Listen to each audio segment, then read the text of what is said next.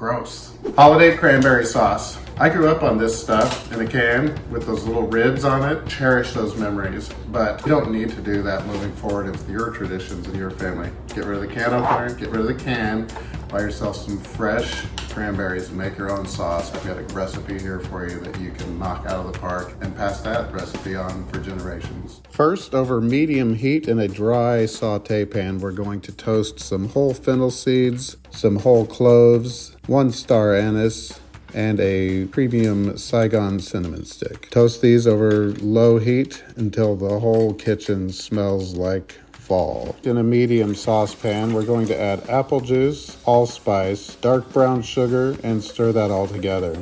Peel the rind off of a seedless mandarin, set that aside, section off your mandarin, and put it right into your apple juice. We're going to cook that down with the cranberries. Turn the heat to high and add your cranberries in. Using a tea mesh strainer, add all your toasted spices and your mandarin peel. Fit them all in there like so, close it up, and put that puppy right there in the cranberry mixture. Put a lid on it, bring to a boil. Once it's come up to a boil, simmer on medium-low until all the cranberries have popped open like this. At the end, carefully remove your tea mesh strainer. It's going to be a little bit more slack.